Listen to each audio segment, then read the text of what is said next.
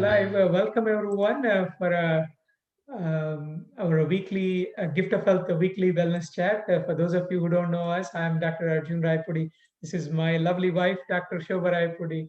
We are both co-founders of Gift of Health and board-certified lifestyle medicine doctors. Where at Gift of Health we are showing people how to take charge of their health with better food and lifestyle. Uh, how to reverse and find freedom from chronic disease and get off the medication treadmill, find more energy, and have more fun with changing diet and lifestyle. Yes, like we talk so much about diet and lifestyle, and today we are really excited to have a special guest, Dr. Munish Chawla. So he's a board certified physician in diagnostic radiology, but you would be surprised, like he is also board certified in lifestyle medicine, and we would hear from him shortly, like what inspired him to come to this field. So he's also a co-founder of Peaceful Planet, a not-for-profit organization through which they are so much dedicated to improving the lives of adults and children through plant-based nutrition and mindfulness. So, So it's a very rare combination to have a radiologist, a yes. lifestyle medicine doctor, teaching people how to do meditation and to through yoga and mindfulness. It's just amazing combo. So we are so pleased to have you, Munish. Thank you for joining us. Our viewers are in for a treat. And I would just add, I know, like today, like Dr. Munish Chawla, he's based in Houston, Texas, and there is a very bad storm going on there, and they have no power. But despite that, like you can see the commitment Yes. that, like he found a way to make this session happen, and With the where, help of a power generator and yes, still happening. Yeah. yes. Thank you for So joining despite these difficulties. And yes. Oh, it is my pleasure. I am very happy to be here. I'm really, love the work that you two are doing. And it's just so important that, I'm just thrilled to be with you all today. Oh, thank you so much. So Dr. Munish, like, can you tell us, like, what actually inspired you to find lifestyle medicine? Like, being yeah, because most of the radiologist friends that we know, they're in these Yeah. four walls, looking at the dark in the dark room, looking at a screen. Maybe in between checking their phone, and that's it. That's all we know. Most people go into radiology because they don't want most of the clinical, all the the patient contact. That is one angle, but how Yeah. did a radiologist find lifestyle medicine? Yeah. I mean, it's really, I considered my good fortune, and it's mostly because of my wife. So my wife is, as you know, is an internal medicine physician, and she was practicing sort of lifestyle medicine in a way before we even knew about it. So our journey started, first with veganism. We found out the cruelty in the animal industry, and we said, okay, this is not the way we want to, lead our life. This doesn't, align with our values. So we became vegan first, and then we started eating healthier. We learned more and more, and we started eating more plant-based, eating more whole plant foods. And she initially wasn't, we were sort of closet vegans, but as we learned more, we got comfortable spreading this message, or she got comfortable spreading this message to her patients. And I think it was a Facebook post, or I forget, or a friend of hers told her about lifestyle medicine, the American College of Lifestyle Medicine. And a lot of things happened at the same time. We had another friend, Dr. Garth Davis, who used to live in Houston. He had a get together at his home, and he had invited Dr. Neil Barnard. And we met him at this dinner, and he kind of asked, what we were doing. And we said, okay, we're just learning about lifestyle medicine. So he says, he was talking, mostly to Vandana, but he says, you can do this at your hospital too. You have access to other physicians. So Vandana has access to patients that, you have access to other physicians. You need to make other people aware of lifestyle medicine, the importance of nutrition. So that's kind of how it started. And then she found out about lifestyle medicine, and she, started doing more and more with her patients. So we have a typical, after dinner, we like to take a walk.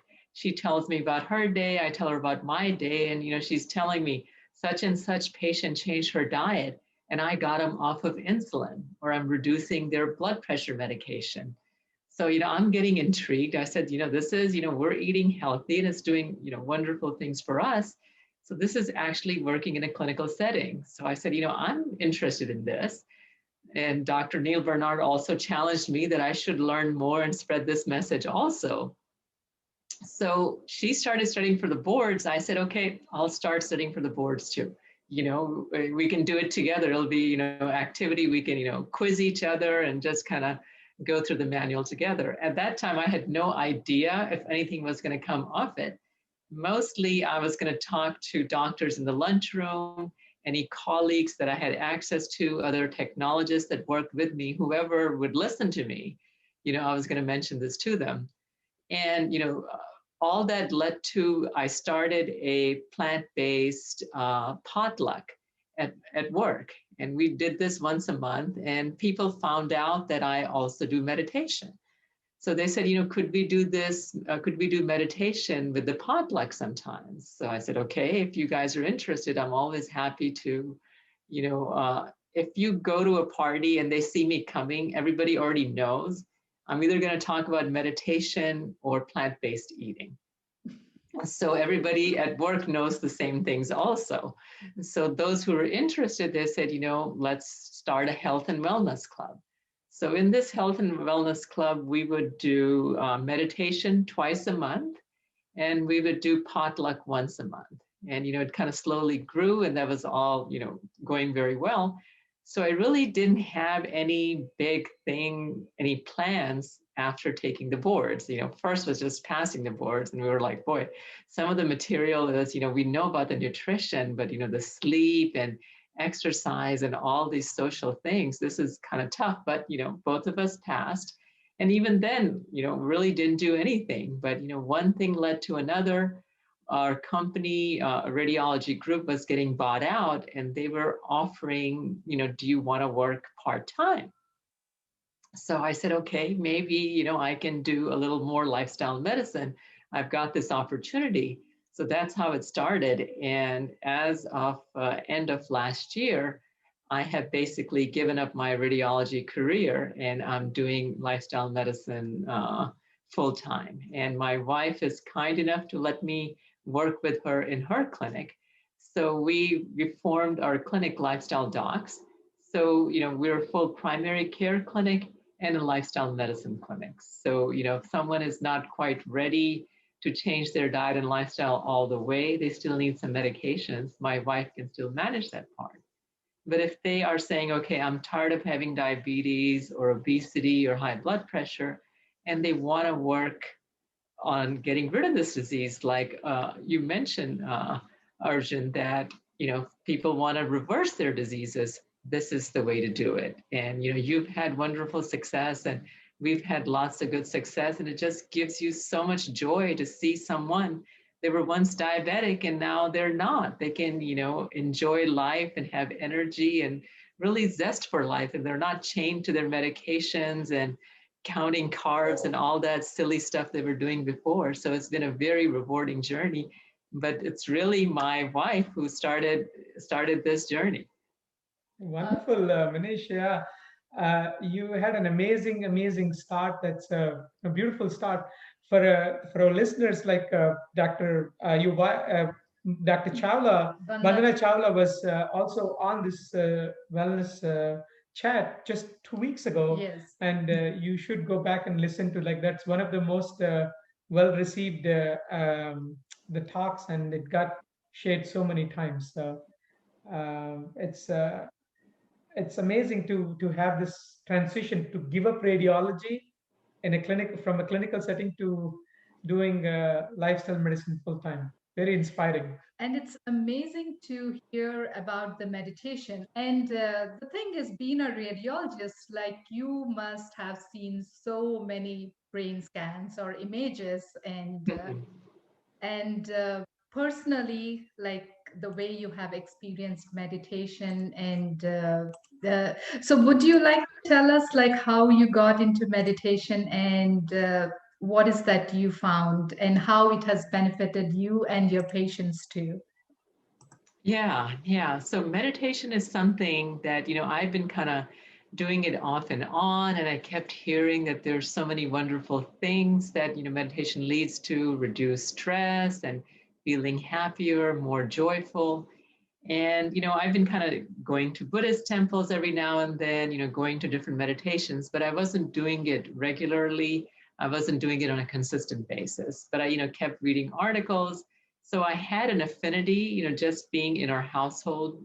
So I was kind of exposed to it at an earlier age, but I really didn't take it very seriously.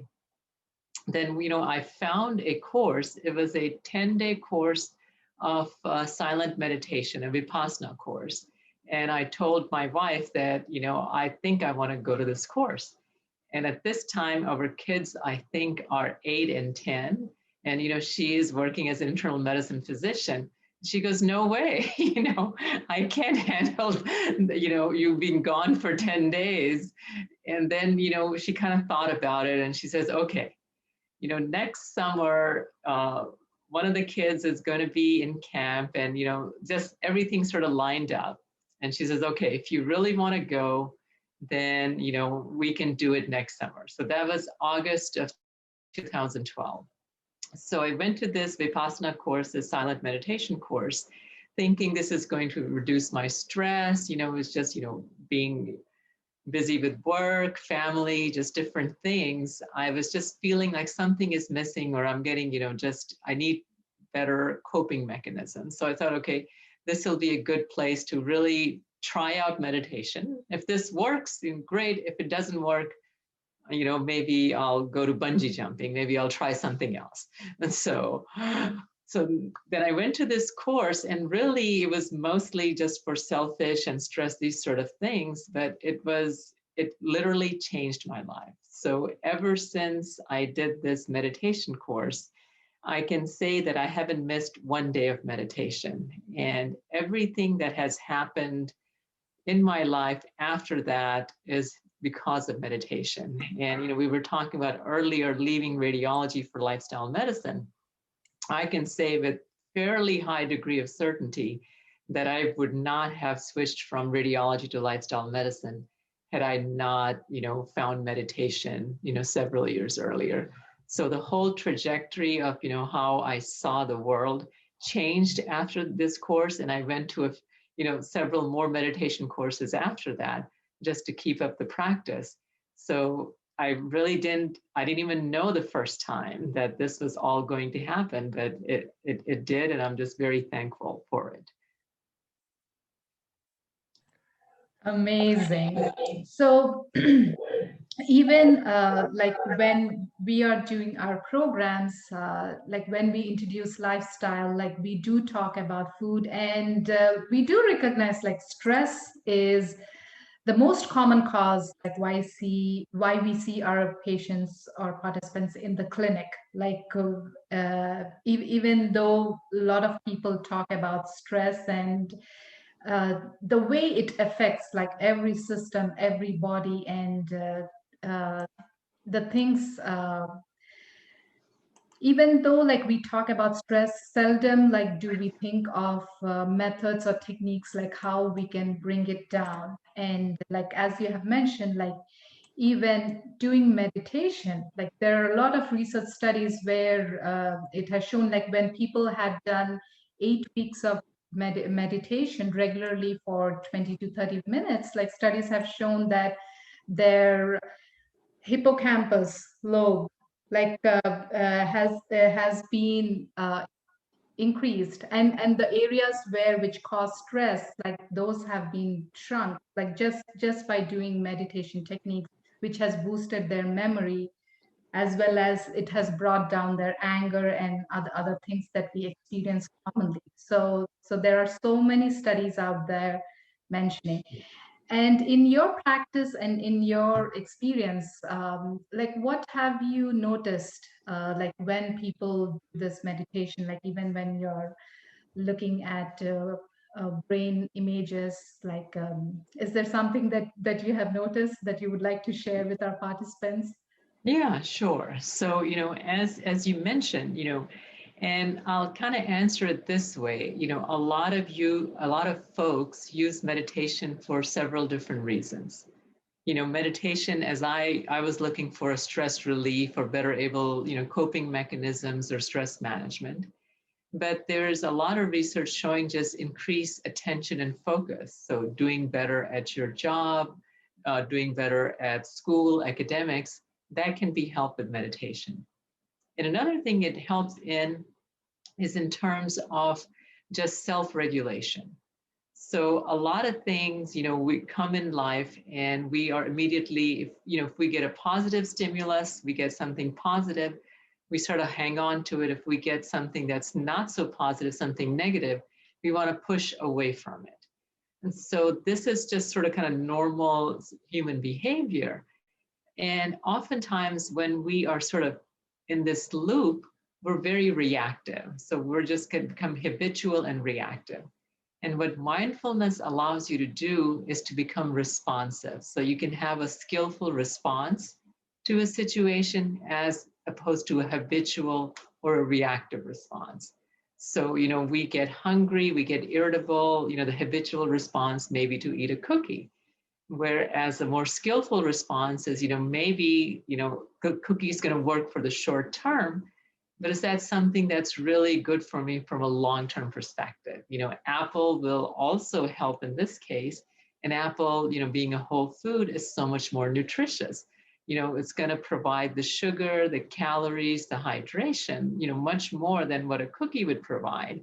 But, in the moment, if we're reactive, if we are habituated to eating cookies, we're going to be able to do that.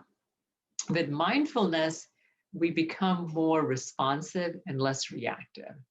And one of the things I wanted to mention earlier that I forgot to do so, and we can kind of follow up with your question, is that, both of us were so thrilled with this field of lifestyle medicine because it recommends, eating a healthy diet.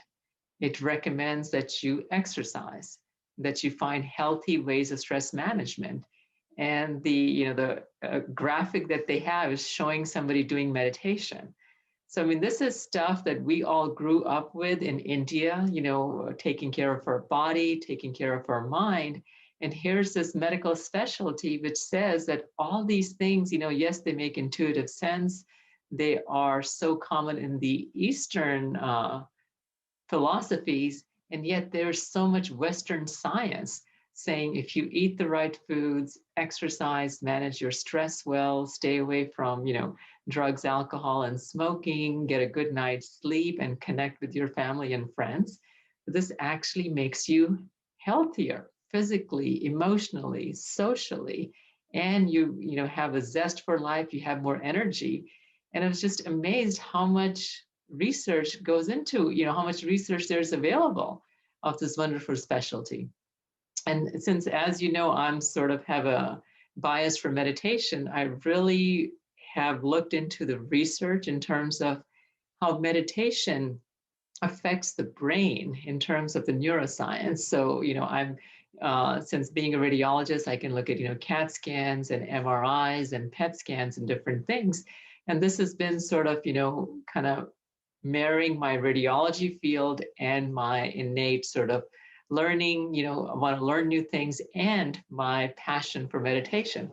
So it kind of brings them all together. So as you were mentioning that now we know so much more about the brain than we knew even 20, 25 years ago.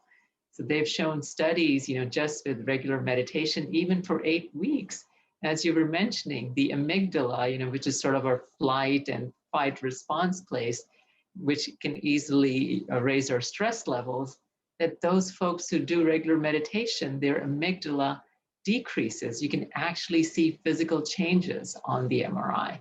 And the hippocampus, the prefrontal cortex, all these other areas, they actually gain in density. So they're the neurons that are working together. You've heard of the phrase, neurons that wire together, fire together. So when you are habitually using a certain set of neurons, they get turned on sort of together habitually. And that's why it can be very hard if you're used to doing things a certain way. Those neurons are now wired together. So that same habitual pattern comes over and over.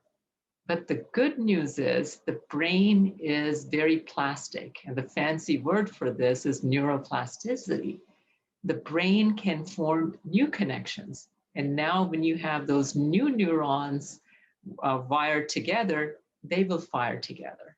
So this is the wonderful thing we're learning about the brain. And, really 30 years ago, people thought all of the major learning, all of the major changes in the brain occur in childhood. When you're an adult, your personality, all these different things, what you do in life is pretty much fixed. And, you're just kind of stuck with the person that you are. And yet people would see in real life, that's really not true. But that's what the neuroscientists and the behavioral researchers were saying 30 years ago, that the brain is sort of rigid, that it's not very amenable to change. But now we know more and more that the brain has amazing capabilities at any age. And the power of neuroplasticity really makes all this possible. And to kind of see this in imaging, it's just kind of fun to see, okay, I did this new habit, new to this practice of meditation. I can actually see physical changes in the brain. So it's so empowering that what you do on a day-to-day basis can change your body and your brain. So I just, find that fascinating. Thank you That for. is so cool. Yeah, it's just like we say you can teach old dog new tricks. It sounds like you can train a old the old brain, or you can mold your own brain. doesn't matter Absolutely. doesn't matter even if it's old. Yeah, but Yeah, there was yeah, this thinking in us in general, like most of the behavior patterns are fixed in childhood. Mhm. And once you're reactive, once you're temperamental, Mhm. taking that this is how I am and this is how I'm gonna be, like we that kind of yeah, thinking mode Yeah. uh, keeps us stuck in that pattern, rather the option that you are presenting. And like we have seen it even in our experience, how people's stress levels change, Mhm. their ability to respond to these different situations change. yeah. Yeah. Like what I'm more amazed is like how we can use this plasticity of brain to change our behavior. Like as we have experienced, when it comes to making a lifestyle change, it's very difficult. Like, and Mhm. especially when we grow up with certain foods, certain favorite foods, it's difficult, and we think that it's very difficult to change the behavior. But I'm really amazed like how the science of brain neuroplasticity can be utilized here to change Mhm. our behavior. And that is something we have been using with our patients as well, like when it comes to behavior modification. So can you talk in terms of like how we can modify a behavior? Let's say if Mhm. we want to go towards healthy eating or making a healthy lifestyle change, how we can use this technique to bring about a habit change or a behavior change. Yeah, yeah, very good question. So, all of us, a lot of times we know what the right thing to do is, but we're having trouble doing that right thing because the old behavior pattern has become sort of ingrained. And when we try to do something new, it doesn't stick. So, one is just sort of being aware. And another thing that is really common, anytime we're trying to change a habit, let's say we're trying to bring in a behavior that's health promoting. We're trying to do something new. So it's going to take some effort. It's going to take, you have to prioritize for it. You can't just do it, part-time. You have to make it a full priority. So one, you need a commitment that I'm going to do this. And another thing that helps when you sort of kind of form that commitment, and let's say, you say, okay, I'm really going to make this important, but your life and circumstances are such that you're under a lot of stress. So all the research shows that when folks are under stress, when they are, whether it's, fear or anger or job situation or family situation, in that situation, it's hard to make positive changes. Because when we are under stress, our frontal lobe, which is sort of our CEO, which kind of decides, what is the right thing to do, it becomes sort of downgraded. It becomes, not as active. And our sort of primitive brain takes over. So when stress is increased, our primitive brain sort of takes over. And even though, we may know what the right thing to do is, we have trouble doing it. We have trouble with, emotional regulation, just regulation in general. So one of the things that meditation will help in is just bringing the stress level down. So when your stress levels are lower, you are in a much better position to be able to make that healthy change. So that's one of the things that's really valuable when you're trying to make a healthy change. Anything that'll reduce your stress is going to turn down your primitive brain a little bit, down-regulate that, and up-regulate your frontal lobe, where you can make good and positive decisions. Another thing that meditation allows you to do, and especially mindfulness, is just becoming more aware. So all of us sort of, go through life and we kind of do sort of the same things every day, and we're really not aware of a lot of things. So what mindfulness meditation brings to you is awareness. So one of my patients says, she really is addicted to sugar or cookies. And I said, okay, that's where you are right now. But next time you have a craving for a cookie, don't try to use willpower and say, I'm not going to do it. And, we can talk about, in cleaning up the environment, not having the cookies around, but let's just say for example that there are cookies around and she's still got this habit or craving for cookies. So I said, instead of, sort of fighting against that craving, I want you to just get a cookie, sit down on your, breakfast table or wherever you're sitting, and just kind of first ground yourself. I'm not going to tell you not to eat the cookie, but I'm going to tell you to eat the cookie in a certain way.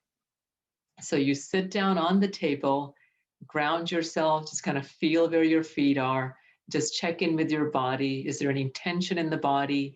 Is the shoulders tense? Is the neck tense? And, take a couple of breaths.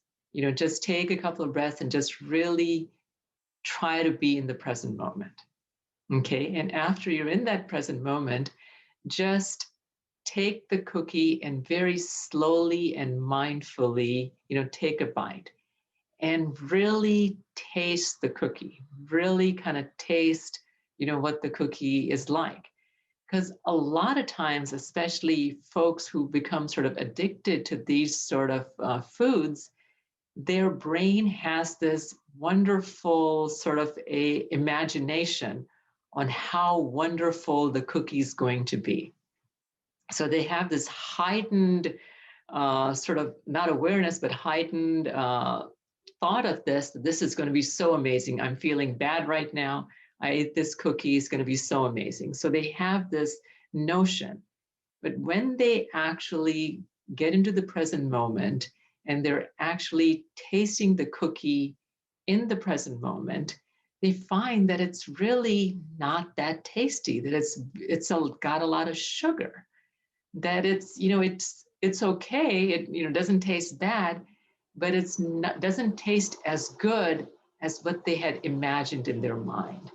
So one, sort of bringing their mind and body together, bringing it in the present moment. And this is where mindfulness can really help, because we have all these ideas in our head that this is going to be so amazing. I eat this cookie and things are going to be wonderful. I mean, that's really what the primitive brain thinks.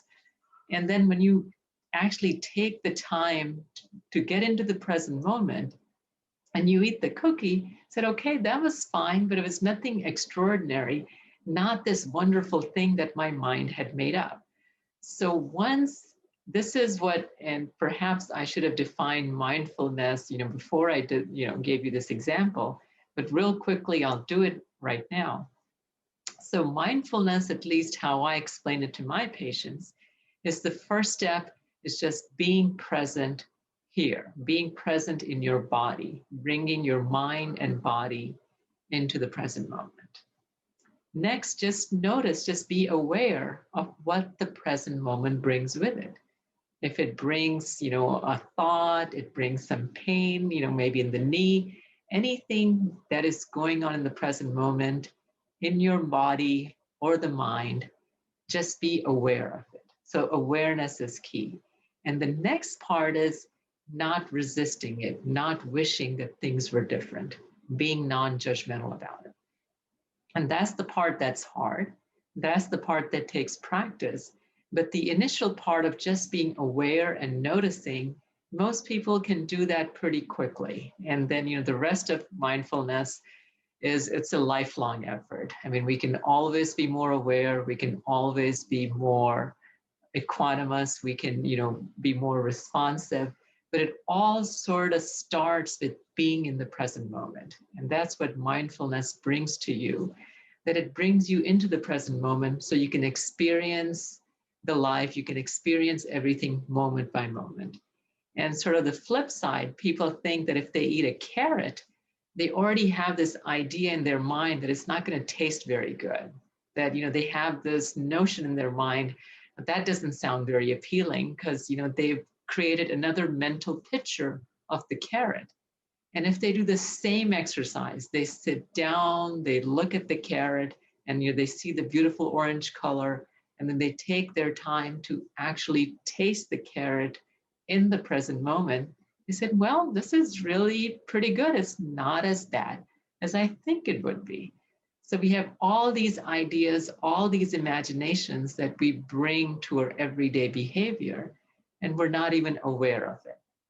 So mindfulness is like a spotlight. It shines light on our behaviors. So that's another way that it can really help people change their behavior patterns, change their habits, especially when it comes to food. They just have to, bring it into the present moment.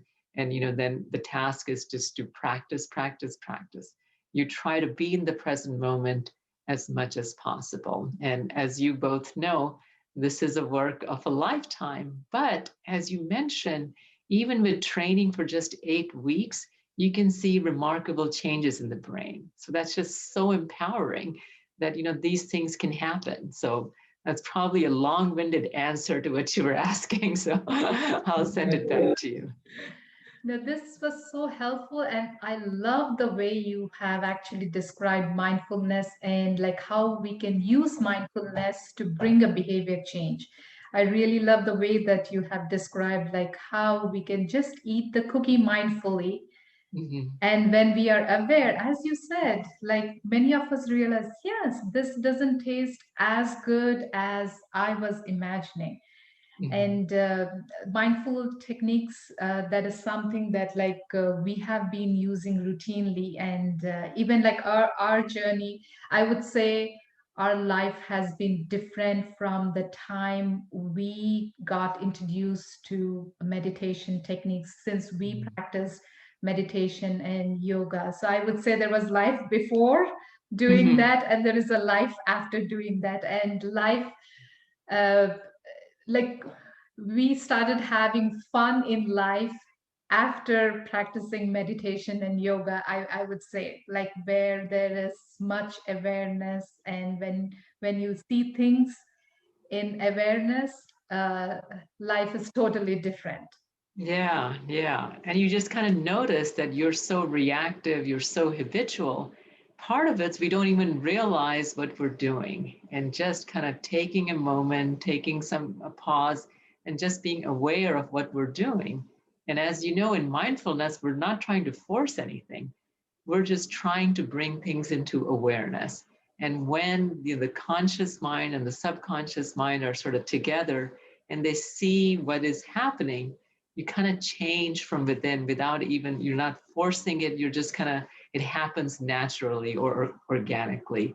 And as you mentioned, these things are just wonderful, wonderful things to have in our life. And you can also, I mean, that's just so good to hear that you can kind of see your life before meditation and yoga and after meditation and yoga. And I mean, I totally get that because I feel the same way.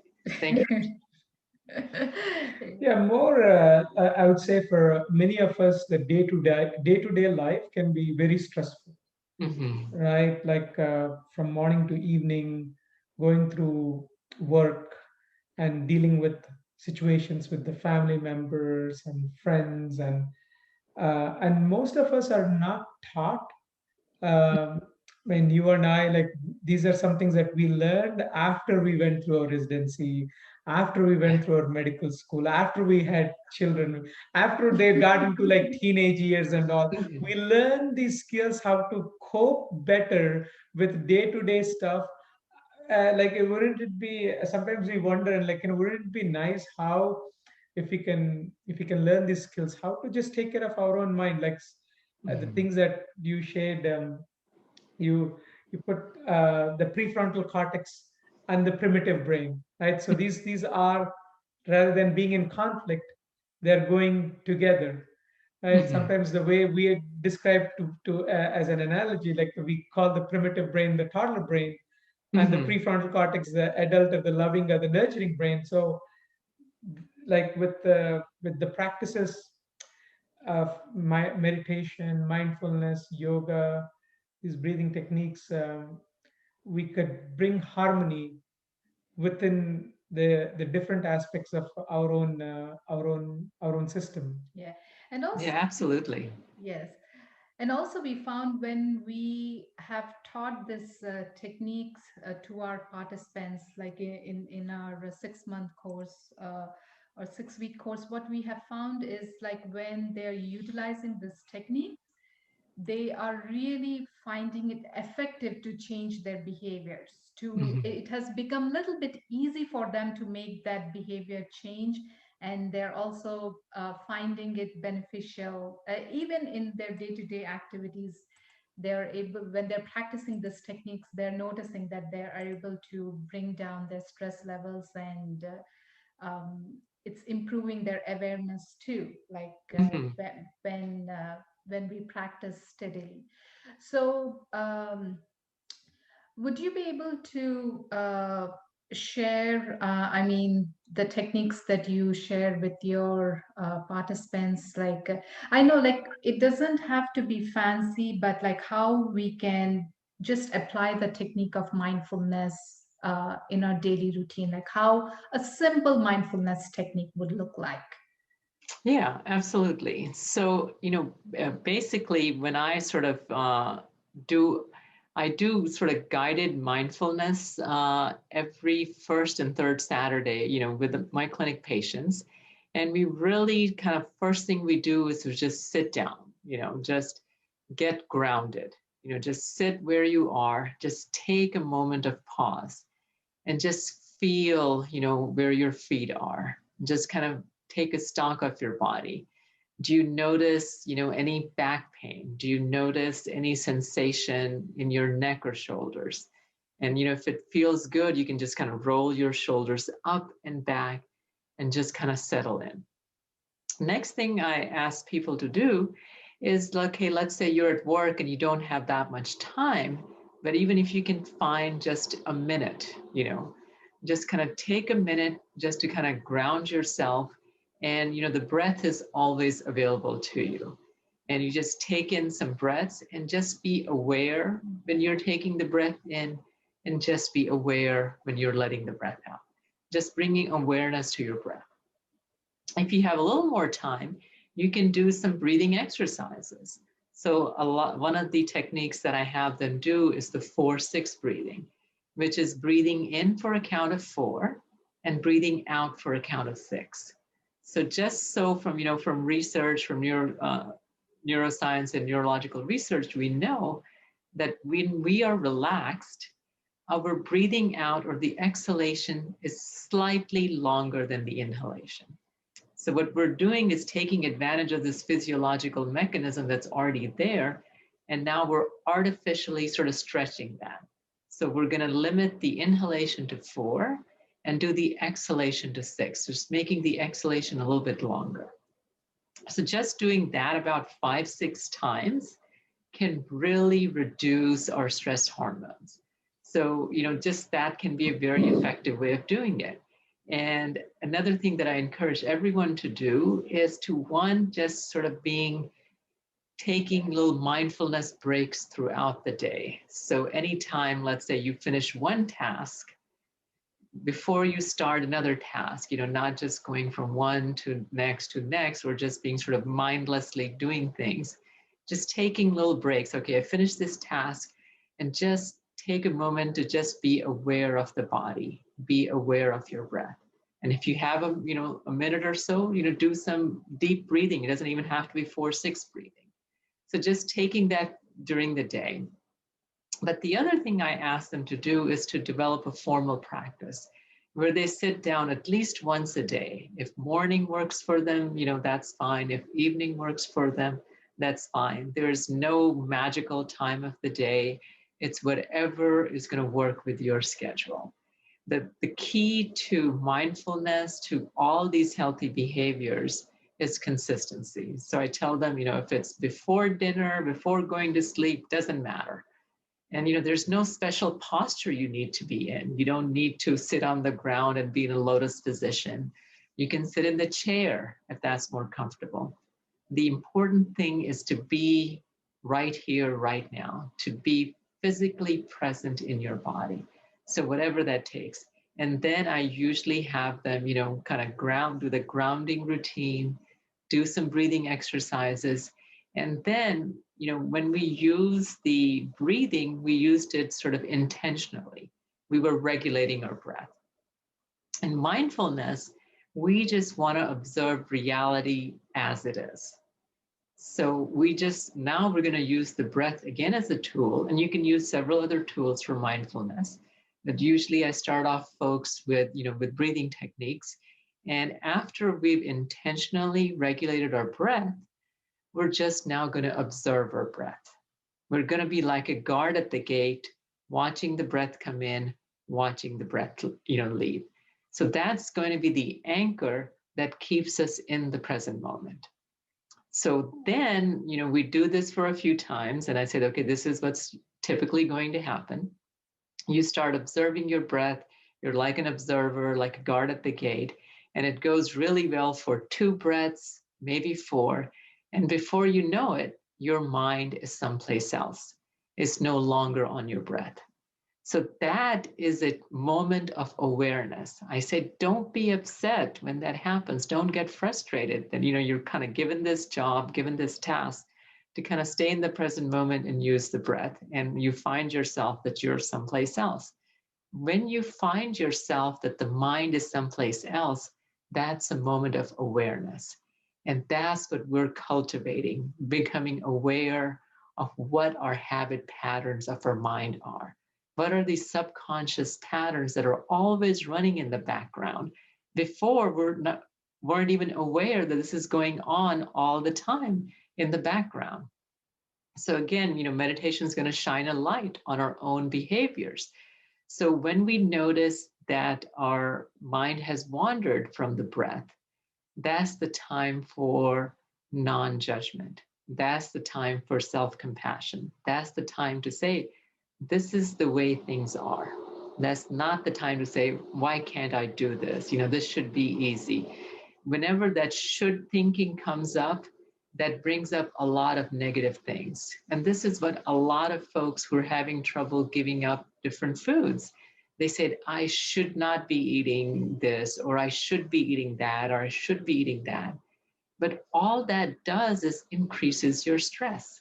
So this practice of mindfulness reminds you that this is the way things are, and we need to be non-judgmental when our mind wanders. and non-judgmental when we're doing behaviors that are not serving us well right now. With time, with care, with practice, it will change, but it will take, a diligent effort, but it's not going to change tomorrow. So we need to be kind and compassionate and non-judgmental towards our mental thoughts, kind, compassionate, non-judgmental towards our physical behaviors, but at the same time, really make an effort to, to do the right thing, really make an effort to sit down every day to do this formal practice. So you develop some focus, some attention, some reduction of stress, some insight how the mind is working, and some compassion and some non-judgment. All of this just from observing the breath. I mean, and I could keep going on all the benefits you're getting, but just in the context we're speaking, just from observing the breath, you can train your mind to be more focused. You can train your mind to be more aware. You can train your mind to be more non-judgmental, more compassionate from this simple exercise that doesn't cost anything. And all you have to do is take 10 minutes, starting out, take 5 minutes, whatever time you have, 5 minutes, 10 minutes, 20 minutes, whatever works for you at this time, and slowly build up that practice. And just by doing things, then, just be open to the experience and be diligent and consistent. And really, it's the magic happens from within. It's just wonderful, as you both know. Thank you so much for explaining. And I would say if there is one thing that you want to take away from this talk would be just applying this mindfulness technique, where you could just sit down, ground yourself, and watch your breath with, even for 5 minutes. You can start out while with 5 minutes. I would And say, like, if people are not used to doing it, even have a timer for 1 minute. 1 minute, yes. Yeah, some people find it. Actually, one thing that we notice with many people is many people are so uncomfortable with silence. Mm-hmm. Like, we are so used to having some kind of noise, like the chatter going on, discussions and challenge, Or always do doing something. something, Yeah. or playing something in the background, some music or TV or something is going on all the time. So if we take all the supports and we ask them to be, just be with yourself for 5 minutes, people find it even so hard. Yeah. So we say anybody can meditate. You start with 1 minute. Mm-hmm. Okay, when you can be yourself by 1 minute, okay, so then this slowly go, increase the time. yeah. Yeah. So Yeah. it's funny that we many of us have trouble being with ourselves. Mm-hmm. It's a that even we when I observed that within myself, I thought that was funny. Like, why is it I'm always longing to be with something or someone? Why can't I be just be okay with by myself? Yeah. So just having that awareness, and with the things that you described, you gave so many tips to that our listeners and use can use. And I would also share that there are so many programs out there which teach meditation, yoga, mindfulness, and we have taken advantage of those programs. And I think those programs have changed our lives too, where we have learned art of meditation or art of happiness, so. And there are also kids program, adult program, a lot of programs out there which people can take advantage and have a formal practice that they can use in everyday lives. But let's say even if you are not able to attend these courses, just this one practice where you're just sitting for 1 minute and increasing the time 1 to 2 or 1 to 5, where you're just mindful of the breath, that itself works wonders. And of course we cannot let you go without doing the meditation. As you said, we would love to experience, if you would like to guide through a, a meditation process. Sure. Yeah. Let's do a short one. Yes. So really, just get comfortable. And I really want to highlight, what you said, Dr. Rayapudi, really start where you are. So if right now 1 minute is all you can manage, that is the perfect place to begin. We have to start where we are. So I invite everyone to just kind of give this a try. And I'm going to kind of make sure that I'm sitting comfortably on this chair. And if it feels comfortable, you can have your back away from the chair that's supporting it. So you really feel the feet as gravity's pulling them down. Really feel that contact with the ground. And if it's easy for you, you can close the eyes or look down. Either way is fine. You can roll your shoulders up and back and just kind of take stock of the body. And just take notice, how your sitting bones are supporting you. Are you leaning back? Are you forward? Find a comfortable balance. Okay, and first we're going to do some breathing exercises, and I'm going to be closing my eyes in and out, and then we'll do a little bit of mindfulness. And I always like to end my mindfulness practice with a little bit of loving kindness meditation. And this is not a requirement, but this is just my habit. Whenever I'm doing, meditation for any length, even for a few minutes, I take off my glasses, but whatever is comfortable for you. So now that we're sort of grounded, just kind of feeling where our sitting bones, how they're supporting us, how the gravity is just pulling our feet to the ground. We feel firmly rooted. Let's turn our attention to the breath. So we're going to breathe in for a count of 4, and then we're going to breathe out for a count of 6. So I'm going to count, breathing in, 2, 3, 4. Breathing out, 2, 3, 4, 5, 6. Breathing in, 2, 3, 4. Breathing out, 2, 3, 4, 5, 6. One more time in, 2, 3, 4. Breathing out, 2, 3, 4, 5, 6. Okay, everyone's hopefully feeling a bit more relaxed, feeling a bit more in the present moment. If needed, you can kind of roll your shoulders up and back and just really settle in. And just kind of, again, just kind of take stock of the body. And now, instead of regulating our breath, we're just going to observe the breath. So I'm going to guide you through it, and then I'll be quiet for a few minutes, and then we'll end the meditation with loving kindness meditation. So just breathe normally and naturally. And you'll notice as soon as you bring your attention to the breath, you have a tendency to maybe control the breath a little bit on the inhalation or exhalation. That is perfectly fine. All we're here to do is just observe. So observe the breath as it is. You're like a guard at the gate. Breathing in, know that you're breathing in. Breathing out, know that you're breathing out. If you notice the tendency to control the breath, just notice it. Just be aware of it. Nothing we need to physically do.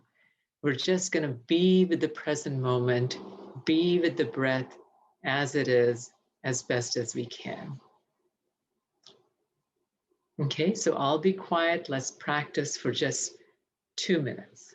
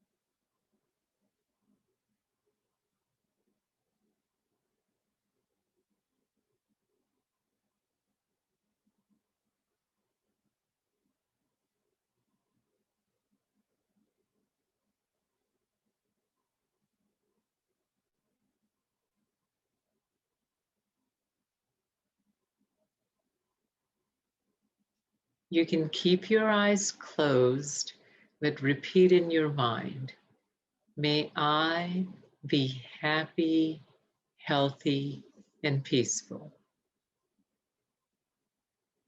May all beings be happy, healthy, and peaceful.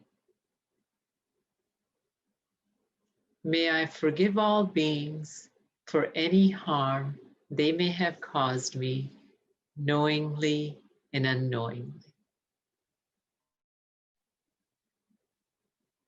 May all beings forgive me for any harm I may have caused, knowingly and unknowingly.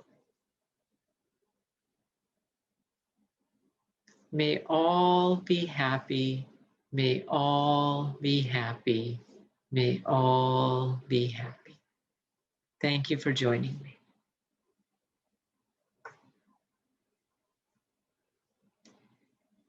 Thank you so much for inviting me for this wonderful conversation, Dr. and Dr. Rayapudi. Oh, thank you so much for that beautiful meditation, Dr. Chawla. It's a wonderful session. And thank you so much for joining, despite the challenges that you're having, the storm and the loss of power. You just. It is my pleasure. You know. I'm happy to do it. It's always a joy to join both of you.